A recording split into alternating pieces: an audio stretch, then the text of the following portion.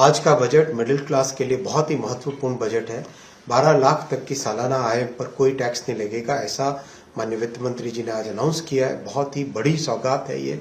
जैसा माननीय प्रधानमंत्री जी ने कहा था, माँ लक्ष्मी का उपहार आज हमारे मध्यम वर्गीय परिवारों को मिला है।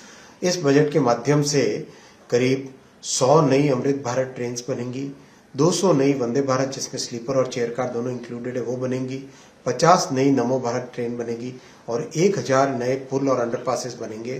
पिछले साल 1,14,000 करोड़ रुपए का सेफ्टी पे इन्वेस्टमेंट हुआ है। इस बजट में 1,16,000 करोड़ रुपए का सेफ्टी के ऊपर इन्वेस्टमेंट तय हुआ है। आज का बजट मिडिल क्लास के लिए बहुत ही महत्वपूर्ण बजट है।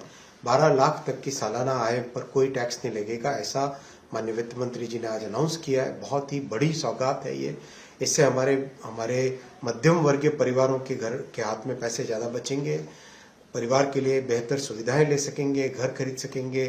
हर तरह की जो एक बहुत बड़ी तमन्ना रहती है मध्यम वर्गीय परिवारों में, वो पूरी कर सकेंगे। मैं माननीय प्रधानमंत्री श्री नरेंद्र मोदी जी को धन्यवाद देना चाहता हूँ, माननीय वित्त मंत्री श्रीमती निर्मला सीतारमण जी को धन्यवाद देना चाहता हूँ कि पूरे मध्यम वर्गीय परिवार में आज खुशी की लहर है। आपने एक ऐसा बजट दिया है जिसमें मध्यम वर्ग के लिए इतना बड़ा उपहार भी है, साथ ही साथ आपने जो ग्रोथ के लिए इन्वेस्टमेंट का, कैपिटल इन्वेस्टमेंट का पाथ है वो भी मेंटेन रखा है। प्रोडक्टिविटी, किसानों के लिए कई प्रकार की नई योजनाएं हैं और नौजवानों के लिए कई नई अपॉर्चुनिटीज खुलने की इस बजट में है। तो एक तरीके से सर्व समावेशी सभी के लिए और विशेषकर मिडिल क्लासेस के लिए, गरीबों के लिए, जैसा माननीय प्रधानमंत्री जी ने कहा था, माँ लक्ष्मी का उपहार आज हमारे मध्यम वर्गीय परिवारों को मिला है। सर, अगर रेलवे सेक्टर की बात की जाए तो अगर आप ओवरऑल देखें तो रेलवे सेक्टर को क्या मिला और क्या खोया सर? रेलवे के लिए बहुत बड़ा बजट आज इसमें अप्रूव हुआ है। 2,52,000 करोड़ रुपए का कैपिटल एक्सपेंडिचर का बजट है। आप सब जानते हैं कि रेलवे को आगे बढ़ाने से हमारे गरीब और मध्यम वर्गीय परिवारों को सबसे ज्यादा सुविधा मिलती है। इसीलिए माननीय प्रधानमंत्री जी ने नए रेलवे लाइन बनाने पे जोर दिया, नए पुल बनाने पे, नए स्टेशन बनाने पे, नए तरह की ट्रेन लाने पे जोर दिया। इस बजट के माध्यम से करीब 100 नई अमृत भारत ट्रेन बनेंगी, 200 नई वंदे भारत जिसमें स्लीपर और चेयर कार दोनों इंक्लूडेड है वो बनेंगी, 50 नई नमो भारत ट्रेन बनेगी और 1000 नए पुल और अंडरपासेस बनेंगे। जो 1300 स्टेशन पे काम चल रहा है वो आगे बढ़ेगा। एक तरीके से रेलवे में एक जो कायाकल्प माननीय प्रधानमंत्री जी कर रहे हैं वो इस बजट से आगे बढ़ेगा। पिछले साल 1,14,000 करोड़ रुपए का सेफ्टी पे इन्वेस्टमेंट हुआ है।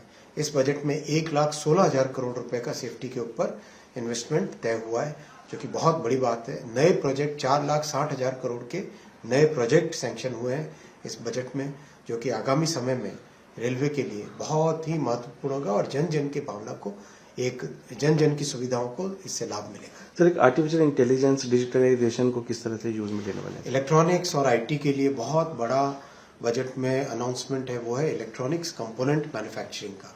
इलेक्ट्रॉनिक्स कंपोनेंट मैन्युफैक्चरिंग में बहुत एक जरूरत है, क्योंकि आज फिनिश्ड प्रोडक्ट भारत में बनने लगा है। अब फिनिश्ड प्रोडक्ट के नीचे के जो कंपोनेंट्स हैं वो सब भारत में बने, वैसी माननीय प्रधानमंत्री जी की योजना है।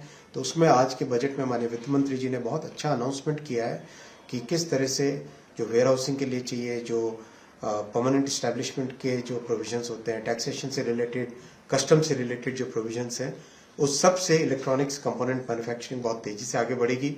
और एआई मिशन को जो आगे बढ़ाने का काम है, जो हमारे प्रधानमंत्री जी ने पिछले वर्ष मार्च के महीने में अप्रूव किया था और बहुत अच्छा उस पर आगे रिजल्ट आया है, उसको और आगे बढ़ाने पे इस बजट में अच्छा प्रोविजन। सर, एक मॉडर्नाइजेशन के साथ साथ अफोर्डेबिलिटी भी एक चैलेंज रहा है रेलवे के लिए, सर उसको कैसे? भारत की रेलवे में जो किराया है वो दुनिया का सबसे अफोर्डेबल किराया है और अब तक आप जानते हैं कि पिछले वर्ष तक तो करीब 60,000 करोड़ के आसपास की सब्सिडी पैसेंजर्स को दी जाती है। यानी ये मेरे ख्याल से बहुत ही बड़ी संख्या, कई राज्यों के बजट से बड़ा ये अमाउंट है और वही मेंटेन हुआ है। भारत सरकार की तरफ से हमेशा ये प्रयास है कि नई तरह की सेवा मिले, यात्रियों को बेहतर सुविधाएं मिले और उसके बावजूद भी जेब पर बोझ